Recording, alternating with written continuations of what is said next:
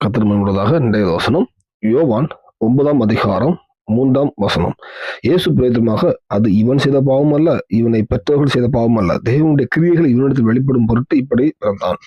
கர்த்தர் முன்பதாக இந்த வசனத்தை பார்க்கும்போது ஒரு குருடனை பாக்குறாங்க.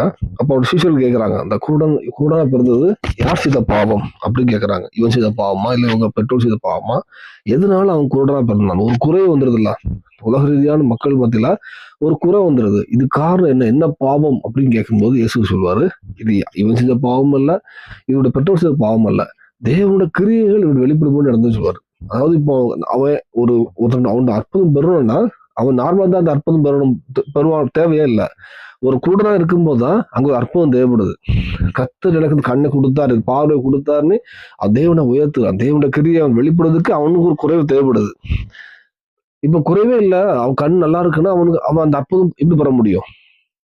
எல்லாரும் ஜனங்களோட 10 பேர் ஜனங்களோட 11 ஆளாக இருப்பான். அவனுக்கு குறைவு வரும்போது அந்த குறைவு நிறைவாகும் போதுதான் எல்லா ஜனங்களும் பார்ப்பாங்க. எல்லா ஜனங்கள் மத்தியிலும் இவன் தலை உயர்த்தப்படும், இவன் தேவனா மகிமைப்பட தேவன் கிரியை செய்கிறார். இந்த வேளையில இந்த மெசேஜோட வாழ்க்கையுமே ஒரு குறைகள் இருக்கலாம்.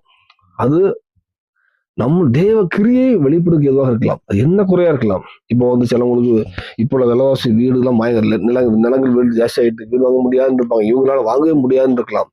இவங்களோட சுச்சுவேஷன், இவங்களோட பொருளாதார கண்டிஷனுக்கு, ஒரு ஆரோக்கியத்துல எனக்கு அது வாய்ப்பே இல்லை, டாக்டர்ஸ் வைப்பாங்க, ஒரு பார்வை இல்லாத கூடனே போல இனி அவ்வளவுதான் இருக்கும்.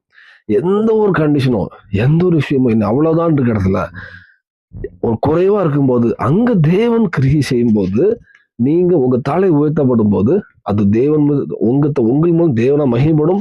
எல்லா ஜனங்கள் மத்தியில என்ன சொல்லுவாங்க, இவங்கள தேவன் ஆசீர்வதித்தார், இவங்க இந்த அற்புதம் செஞ்சார் அப்படின்னு அதில் தேவ மகிமைக்கு உங்கள் தலை உயர்த்துவார். ஏன்னா வேதம் சொல்லுது, அந்த குருடன் செய்த அந்த குருடனா இருக்கிறது இவன் செய்த பாவம் இல்லை, பெற்ற செய்த பாவம் இல்லை, தேவனுடைய கிரியை இவனிடத்தில் வேதம் சொல்லுது, தேவனுடைய கிரியைகள் இவனிடத்தில் வெளிப்படும் பொருட்டு இப்படி பிறந்தான் அப்படின்னு கதையை சொல்லியிருப்பார். இந்த விஷயங்கள் வாழ்க்கையிலையும் நம்மளுடைய குறைகளையும் தேவன் கிரியை ஒப்பு கொடுப்போம்.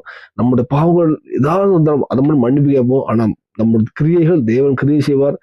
எந்த விஷயத்துல நீங்க குறைபட்டு இருந்தாலும் அந்த விஷயத்துல தேவன் நிறைவை கொடுப்பார். அந்த குருடன் பார்வை அடைந்த மாதிரி உங்க வாழ்க்கையிலையும் எதுல குறைவுக்கு ஒரு வெளிச்சத்தை கொடுப்பார். பூமியிலையும் உங்களையும் சாட்சியை நடத்துவார். உங்கள் மூலமாக தேவனா மகிமைக்கு உங்க பயன்படுத்துவார். அர்ப்பணிப்போம். தேவனா கிருபை செய்வாராக. ஆமென்.